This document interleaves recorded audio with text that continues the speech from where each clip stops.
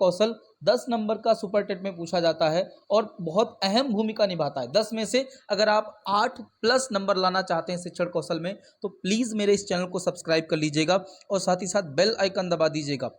शिक्षण कौशल के अलावा यहाँ पर पर्यावरण के आपको वीडियो मिलते हैं। रेगुलर लाइव क्लास होती है 5:30 बजे से शाम को, आप उसको ज्वाइन कर सकते हैं। पॉलिटी की क्लास होती है 9 बजे से। हिंदी के वीडियो भी आपको मिल जाएंगे। 300 से अधिक वीडियो पड़े हुए हैं प्लेलिस्ट में, बिल्कुल फ्री, आप इनको देख सकते हैं।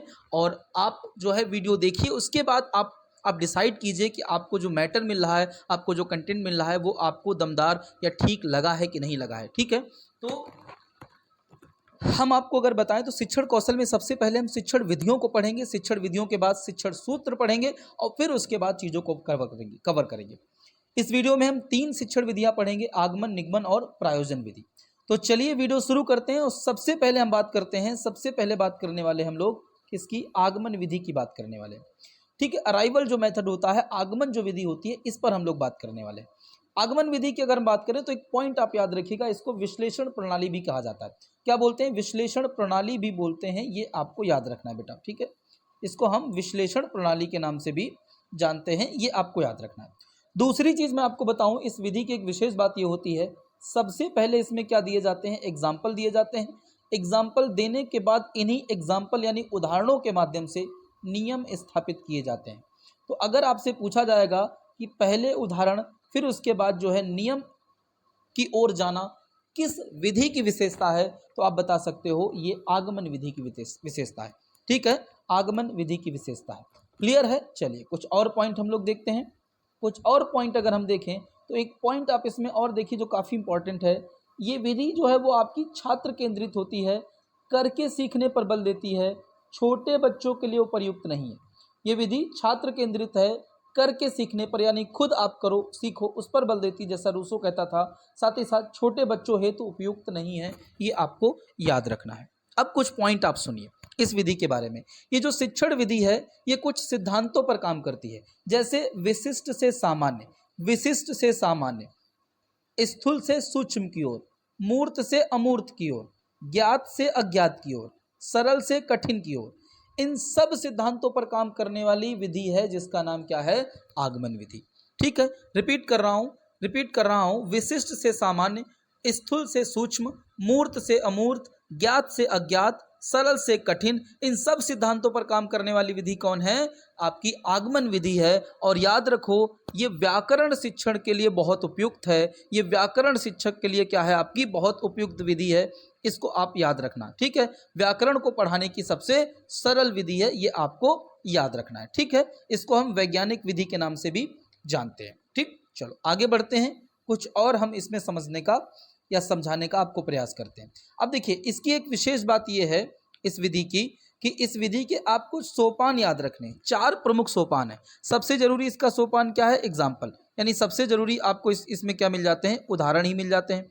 उदाहरण की अगर बात करें तो इसमें विश्लेषण या निरीक्षण, दूसरा सोपान इसका क्या है, विश्लेषण या निरीक्षण, और तीसरा इसका सोपान है निष्कर्ष या नियमीकरण, और चौथा इसका सोपान है प्रैक्टिस या फिर हम कहें अभ्यास या परीक्षण। तो ये 4 सोपान है, उदाहरण, विश्लेषण, निष्कर्षण या निष्कर्ष और अभ्यास, ये 4 सोपान है, ये आपको याद रखना है। क्लियर। तो ये आपकी हो गई विधि। और एक पॉइंट इसमें मैं आपको और बता देता हूं, इसके जो जनक हैं उनका भी आपको नाम याद रखना है। इनके जो जनक हैं इस विधि के, उनका नाम है अरस्तु। ठीक है, उनका नाम क्या हो जाएगा, अरस्तु हो जाएगा। ठीक, चलो बढ़ते हैं दूसरी विधि की ओर। दूसरी जो हमारी विधि है उसका नाम है निगमन विधि। निगमन विधि क्या है, इसको हम लोग समझने का प्रयास करते हैं। निगमन विधि को समझने का प्रयास करते हैं, दूसरी हमारी है निगमन विधि। ठीक है, अब निगमन विधि की अगर हम बात करें तो इसको सूत्र प्रणाली और संश्लेषण प्रणाली के नाम से जानते हैं। ठीक है, इसको हम लोग क्या बोलते हैं, सूत्र प्रणाली और संश्लेषण प्रणाली के नाम से भी जानते हैं। अब मेरी बात को सुनो, इस विधि की विशेष बात यह है कि इसमें क्या किया जाता है, इसमें पहले नियम बताए जाते हैं। इसमें क्या किया जाता है, पहले आपको नियम बताए जाते हैं। ठीक है, पहले आपको क्या किए जाते हैं, नियम बताए जाते हैं, उसके पश्चात आपको उदाहरण दिए जाते हैं। उसके पश्चात क्या दिए जाते हैं, उदाहरण। पहले नियम फिर उदाहरण क्या है, निगमन विधि है। निगमन, पहले नियम फिर उदाहरण क्या है, निगमन विधि है, ये आपको याद रखना है। ठीक है, ये आपको याद रखना है। क्लियर ना इतनी बात। और ये विधि जो है वो उच्च स्तर हेतु उपयोग होती है, यानी उच्च स्तर जो शिक्षा प्रणाली है वहाँ पर जो टीचिंग मेथड होते हैं उनमें आपकी ये उपयुक्त होती है। ठीक है, शिक्षक केंद्रित होती है, ये आपको याद रखना है। आगमन विधि क्या थी? छात्र केंद्रित थी। और ये विधि अगर आप देखेंगे तो क्या है आपकी? शिक्षक केंद्रित है। ये आपको पॉइंट याद रखना है, दिमाग में बिठा लेना है, शिक्षक केंद्रित है। ठीक है, इसमें क्या होता है? शिक्षक ही सारे नियम सिखाता है। वहां पर क्या होता था? बच्चे के करने पर जोर दिया जाता था, स्वयं के करने पर जोर दिया जाता था, तो वो छात्र केंद्रित थी। यहाँ पर शिक्षक खुद सारे नियम बताता है, तो फिर ये शिक्षक केंद्रित हो जाती है। ठीक है, यानी आगमन विधि जो है वो निगमन विधि के बिल्कुल क्या है? विपरीत है, बिल्कुल विपरीत है। तो आप यहाँ पर एक चीज और देख लीजिए, कुछ सिद्धांत होंगे। ठीक है, कुछ इसके सिद्धांत होंगे, वो आप समझिए। जैसे जैसे अगर मैं आपको बताऊं, प्रत्यक्ष से प्रमाण, ठीक है, प्रत्यक्ष से प्रमाण की ओर, सूक्ष्म से स्थूल की ओर, सामान्य से विशिष्ट की ओर, अज्ञात से ज्ञात की ओर, ठीक है, ठीक है, नियम से उदाहरण की ओर, इन सब सिद्धांतों पर यह काम करती है। प्रमाण से प्रत्यक्ष, सूक्ष्म से स्थूल, वो स्थूल से सूक्ष्म थी। ठीक है, सामान्य से विशिष्ट, वो विशिष्ट से सामान्य थी। तो ठीक आपकी विपरीत हो जाती है। इस चीज को आप याद रखिएगा, यहां से क्वेश्चन 100% आपको मिलेगा। ठीक है, 100% आपको मिलेगा। क्लियर है? चलो, इस विधि की एक विशेष बात यह है कि इसमें अभ्यास की क्या होती है? कमी होती है, और व्याकरण के ज्ञान में भी क्या होती है? कमी होती है। चलो, इतना इस पर नहीं भी फोकस करेंगे तब भी चलेगा। सोपान की अगर बात करें तो 3 सोपान होते हैं, नियम होते हैं, विश्लेषण होता है और उदाहरण होते हैं। वहां पर सोपान कितने थे? 4। यहां पर सोपान कितने हैं? 3। ठीक, इस विधि के भी जो आपके जनक हैं वो कौन है? आपके अरस्तु भाई साहब हैं। इसके भी कौन है? आपके अरस्तु भाई साहब जनक है। आगे बढ़ते हैं अगली विधि की ओर, जो इस वीडियो की लास्ट विधि है, प्रायोजन विधि। ठीक है, प्रायोजन विधि की हम लोग बात करते हैं। प्रायोजन विधि, अगर हम प्रायोजन विधि की बात करें तो जॉन डीवी जो हैं, जॉन डीवी के जो शिष्य हैं उनका नाम है विलियम किलपैट्रिक। अब यहाँ पर ये मैंने इसलिए लिखा हुआ है कि विलियम किलपैट्रिक के अगर गुरु का नाम आपसे पूछ दिया जाए तो आप बता पाओ। जॉन डीवी क्या है? विलियम किलपैट्रिक के क्या है? गुरु हैं। अब इस विधि का जो विकास है वो विलियम किलपैट्रिक नहीं किया था। ठीक है, इसका विकास विलियम किलपैट्रिक नहीं किया था। अब यहाँ पर एक पॉइंट समझिएगा, यहाँ पर एक पॉइंट आप समझने का प्रयास कीजिएगा। इस विधि द्वारा एक विद्यार्थी स्वयं अपनी रुचि से पाठ्यक्रम या विषय वस्तु तथा अपनी क्रियाओं में सामंजस्य स्थापित करते हुए सीखता है।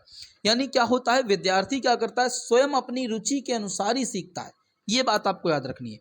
प्रायोजन विधि में क्या होता है? विद्यार्थी स्वयं अपनी रुचि के अनुसार सीखता है। ये आपको याद रखना है। ठीक है, ये आपको याद रखना है। क्लियर है? जॉन डीवी की अवधारणा पर यह है, लेकिन इसका विचार विकसित किया था किलपैट्रिक ने, जो आपको मैंने शुरू में ही बता दिया, जो मैंने आपको शुरू में ही बता दिया है। प्रायोजन विधि में अगर आपसे पूछ सकता है किसकी विधि है, कौन इसके जो हैं जनक हैं, और साथ ही साथ जो है इसमें बालक किस आधार पर सीखता है, तो इसमें बालक अपनी रुचि से अपने पाठ्यक्रम या विषय वस्तु के साथ सामंजस्य बिठाकर स्वयं सीखता है। ठीक है, स्वयं सीखता या अधिगम करता है। ठीक, तो ये 3 विधियां हैं। अगले वीडियो में और वीडियो के साथ आते हैं। वीडियो अच्छा लगा हो तो वीडियो को लाइक, शेयर और चैनल को सब्सक्राइब करना बिल्कुल मत भूलें। Thank you very much.